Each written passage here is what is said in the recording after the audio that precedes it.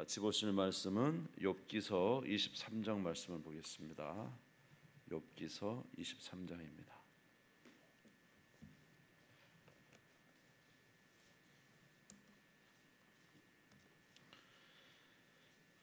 같이 보실 말씀 욥기서 23장 1절에서 9절을 보겠습니다. 욥기서 23장 1절에서 9절 같이 한 목소리로 읽겠습니다. 시작. 욥이 대답하여 이르되 오늘도 내게 반항하는 마음과 근심이 있나니 내가 받는 재앙이 탄식보다 무거움이라. 내가 어찌하면 하나님을 발견하고 그의 처소에 나아가랴.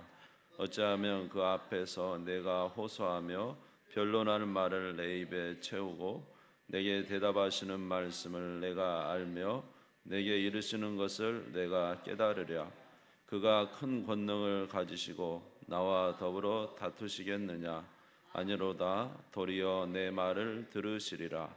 거기서는 정직한 자가 그와 변론할 수 있은즉 내가 심판자에게서 영원히 벗어나리라. 그런데 내가 앞으로 가도 그가 아니 계시고 뒤로 가도 보이지 아니하며 그가 왼쪽에서 일하시나 내가 만날 수 없고 그가 오른쪽으로 돌이키시나 배울 수 없구나. 아멘. 네, 감사합니다. 내일 우리 장로님 결혼식이 있는데 교회에서는 오후 2시에 이렇게 출발하겠습니다. 성도님 오후 2시까지 교회로 나오시기 바랍니다. 소리 조금만 키워주실래요? 내가 잘 안 들리는 것 같은데. 네. 내일 2시에 뵙겠고요. 오늘 이제 우리 욥기서 23장 말씀을 가지고 잠시 말씀을 생각해 보도록 하겠습니다. 조금 이게 우리가 이제 일반적이지 않을 수도 있는데,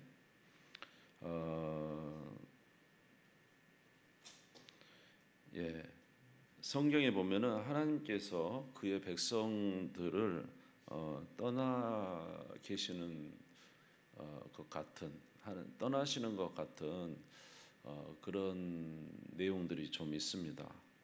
예를 들어서 하나님이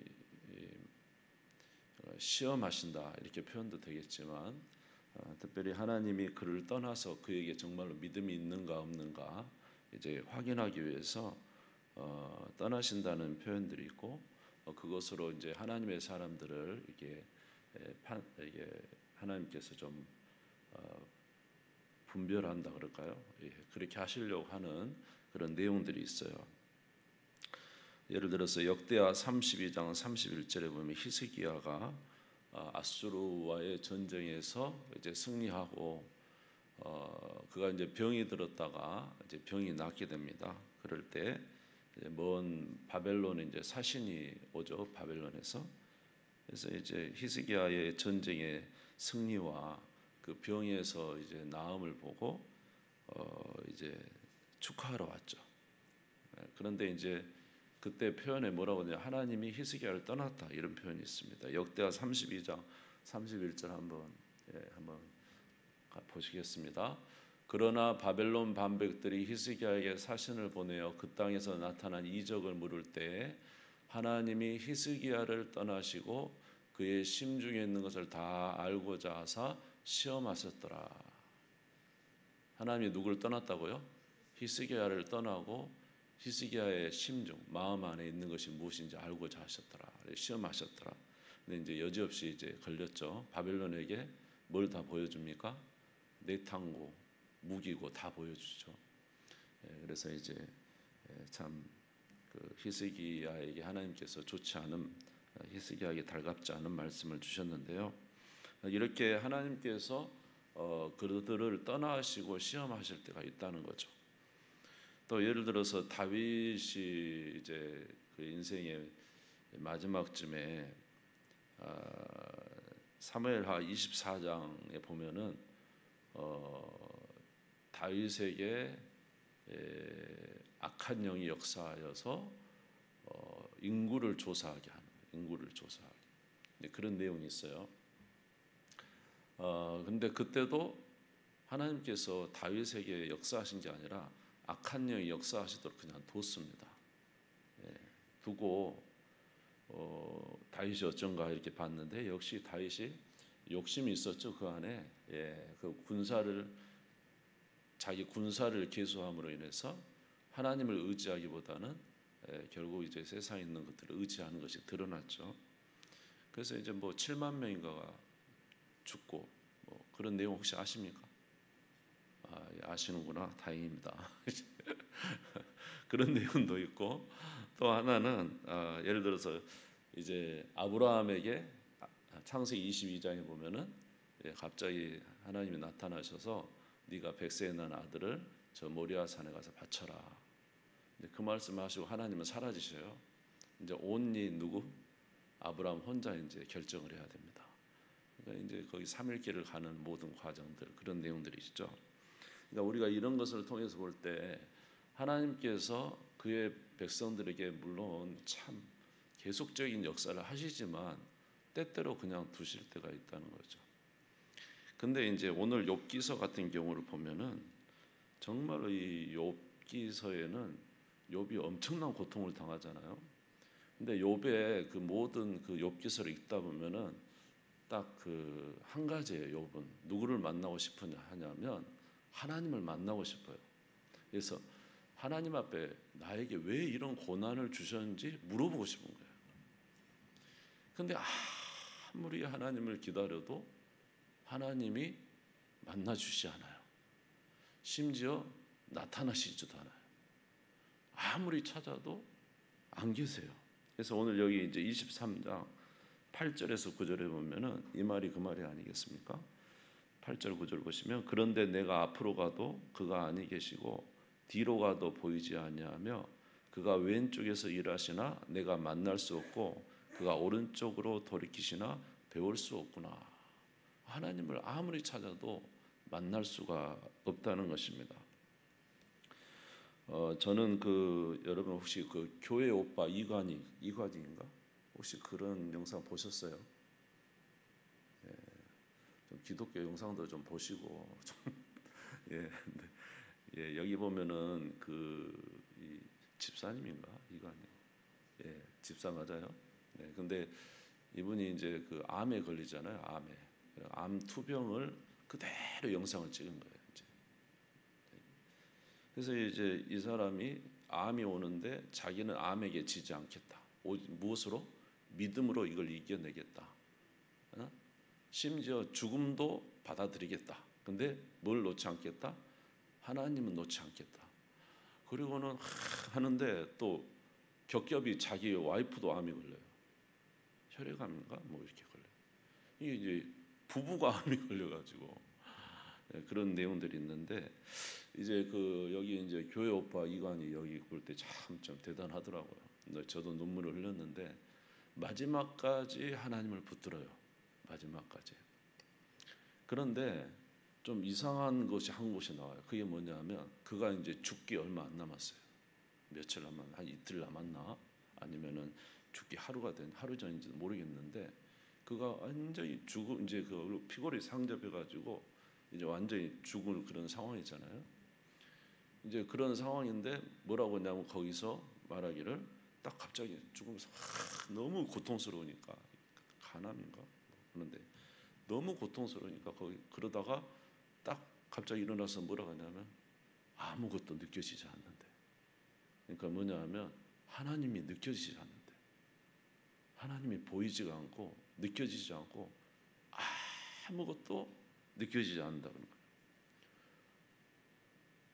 그러니까 이게 이제 이게 지금까지 지켜온 신앙은 주님을 믿는 믿음으로 그리고 주님이 함께 하신다는 그것으로 버텨왔잖아요.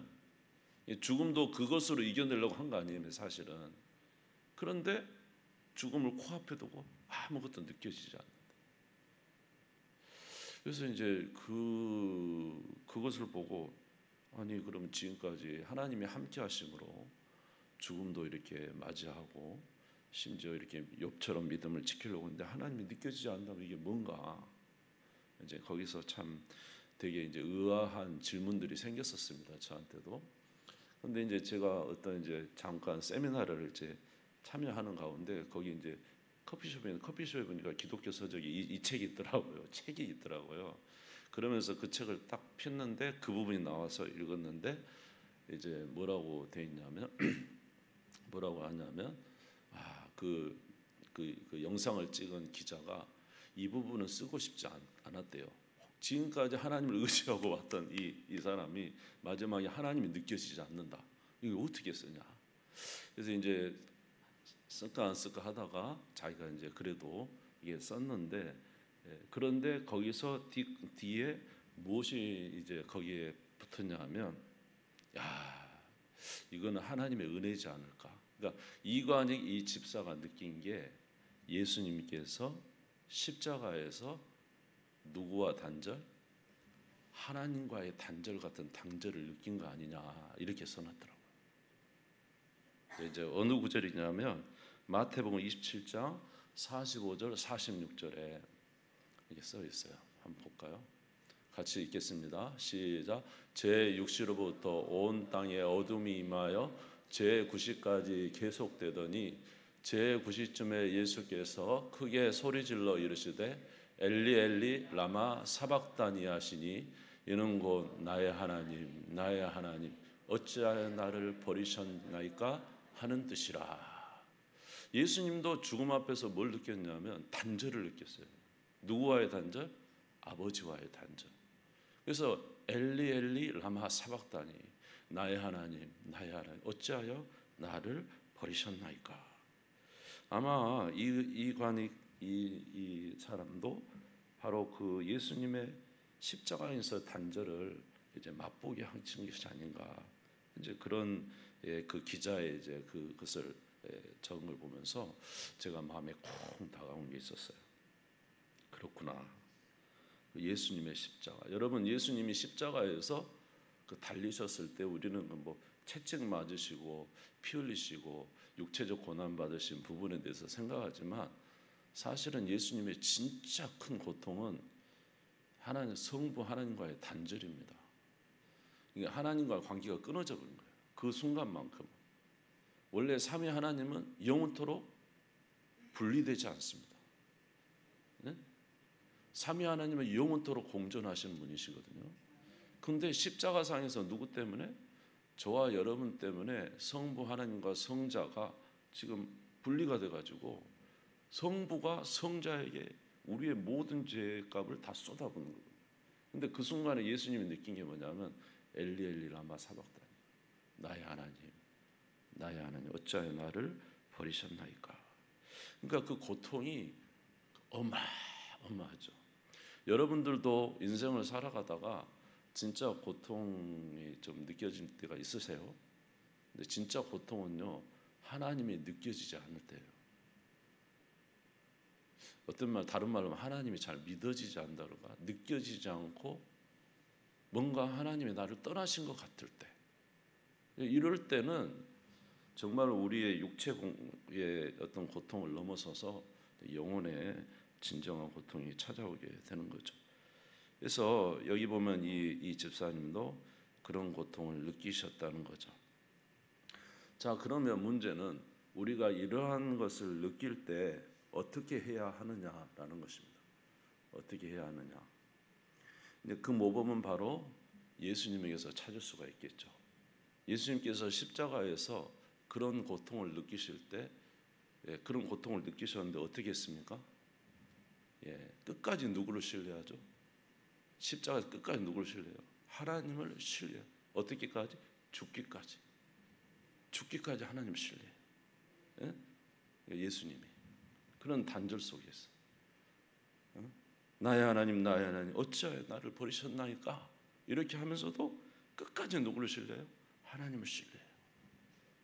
자기를 다시 살리실 것을 믿고 아멘 죽음에 이르기까지 신뢰하는 것입니다. 그러니까 우리가 이런 예수님의 모습을 보면서 오늘 저와 여러분의 삶 속에도 이런 혹시 하나님과의 단절을 느끼고 믿음이 생기지 않는다고 할지라도 여러분의 믿음이 오지 않는다 할지라도 저와 여러분들이 해야 될 것은 의지를 가지고 예수님처럼 믿음으로 가야 돼요. 아멘. 누가 행하실 것을 믿고 하나님이 예수를 살리실 걸 믿었던 것처럼 저와 여러분도 이런 상황에서 예수님이 하신 것을 보고 우리도 그렇게 행해야 되지 않겠나라는 것입니다. 오늘 욥기에서 보면 욥이 앞으로 가도 그가 아니 계시고 뒤로 가도 보이지 않고 왼쪽에서 일하시나 만날 수 없고 오른쪽에 돌이키나 배울 수 없구나. 아무리 주님을 만나려 그래도 주님이 나를 느껴지지 않고 만져지지도 않고 보이지도 않아요. 이럴 때 욥이 한 게 뭡니까? 그 뒷구절 아닐까요? 자, 23장 10절에서 14절 한번 보겠습니다. 23장 10절에서 14절 같이 읽어볼게요. 시작. 그러나 내가 가는 길을 그가 아시나니 그가 나를 단련하신 후에는 내가 숨금같이 되어 나오리라. 내 발이 그의 걸음을 바로 따랐으며 내가 그의 길을 지켜 치우치지 아니하였고 내가 그의 입술의 명령을 어기지 아니하고 정한 음식보다 그의 입의 말씀을 귀히 여겼도다. 그의 뜻이 일정하시니 누가 능히 돌이키랴. 그의 마음에 하시고자 하시는 것이며 그것을 행하시나니 그런즉 내게 작정하신 것을 이루실 것이라. 이런 일이 그에게 많이 있느니라. 아멘. 욥은 누구를 믿었어요? 하나님을 믿었어요. 하나님이 정하신 걸 누가 번복시킬 수 있겠냐. 그러나 나는 하나님이 나를 단련하시면 반드시 나를 다시 순금같이 되어 나오게 하실 것을 믿는다. 그러면서 주님을 신뢰하면서 나온 거 아닙니까? 아멘. 그러니까 우리도 이런 믿음으로 나아가자. 오늘 믿음이 나에게 생기지 않거든 여러분 믿음이 나에게 생기지 않습니다 라는 것을 넘어서서 여러분이 믿음을 의지를 가지고 믿음을 가지십시오. 주님이 나를 구원하실 걸 믿고 아멘. 하나님이 나에게 은혜를 부어주셔야지 내가 하죠. 물론 하나님이 은혜를 부어주셔 모든 거 하지만 혹시라도 우리가 그런 마음에 연약함이 있다 할지라도 하나님이 나에게 은혜를 부어주시지 않는 것 같을지라도 저와 여러분은 주님을 신뢰해서 나아가야 됩니다. 하나님 믿고 나아가신 여러분 되시기를 주의 이름으로 축원합니다. 우리가 꼭 그렇게 될 수밖에 없는 이유는 하나님과 우리의 단절은 예수님이 다 치러버린 거예요. 사실 십자가상에서 우리의 대표로서 하나님과 우리 사이의 죄악과 하나님과 우리 사이에 끊어진 모든 것을 그 모든 것을 체험하신 분이 누구라고요? 예수님이 다 체험하시고 완전한 하나님과의 그 엄청난 단절을 예수님이 체험하셔서 다 이제 해결을 하시고 그리고 죽음에서 부활하셨기 때문에 오늘 저와 여러분에게는 결코 단절은 없습니다. 아멘. 결코 단절은 없고 우리에게는 반드시 하나님이 함께 해 주십니다. 저는 이제 그 베드로가 디베랴 바닷가에서 그 이제 예수님 3번 부인하고 디베랴 바닷가에서 그 밤새도록 고기 그물질 하잖아요. 근데 고기를 하나도 못 잡잖아요. 거기서 그 새벽에 그 처참한 모습, 그게 이제 하나님과의 어떤 단절 같은 그런 생각도 들더라고요. 왜냐하면 예수님을 3번이나 부인하고 나니까 이제 자기는 더 이상 소망이 없다고 생각한 거죠. 그러고 있을 때 누가 찾아오셨죠? 예수님이 찾아와서 오른편에 그물을 던져라. 그리고는 떡도 생선도 구워놓고 이제 오신 거죠. 그게 바로 저와 여러분은 완벽할 수는 없는데 우리는 너무 연약한데 누가 하나님과의 단절을 해결하셔서 예수님이 다 단절을 해결하셔서 이제 우리를 찾아오시는 거죠. 우리가 때로 힘들고 어려운 순간이지만 주님이 반드시 우리를 찾아오게 하실 줄 믿습니다. 그러므로 믿음을 가지고 계속 나가시기를 주의 이름으로 축원합니다. 그리고 오늘 우리의 연약함을 믿음으로 이제 이겨 나가시고 여러분의 삶에 하나님이 때로는 은혜를 주시지 않는 것 같을지라도 은혜가 없는 게 아니에요. 그때는 어쩌면 하나님이 저와 여러분 훈련하시는 거예요. 훈련. 어쩌면 훈련하신 것일 수도 있을 것 같아요. 이럴 때도 믿음으로 가라. 네 아들을 모리아 산에 바쳐라. 어떻게 하겠어요? 그럼에도 불구하고 아브라함이 하나님 믿고 가잖아요. 그 상황. 오늘 저와 여러분의 삶에도 하나님이 이런 것을 통해서 저런 것을 통해서 훈련하시는 것 같습니다. 여러분의 마음에 이제 주님의 은혜가 풍족하게 채워지지 않더라도 오늘 믿음을 가지고 나아가시면 때가 되면 주님이 우리를 만나 주실 것이고 우리에게 큰 은혜를 베풀어 주실 줄 믿습니다. 누구처럼요? 욥처럼. 누구처럼요? 베드로처럼. 주님이 오실 것을 믿습니다. 오늘 설교 진짜 짧네. 벌써 끝났습니다. 그래서 오늘 이 믿음을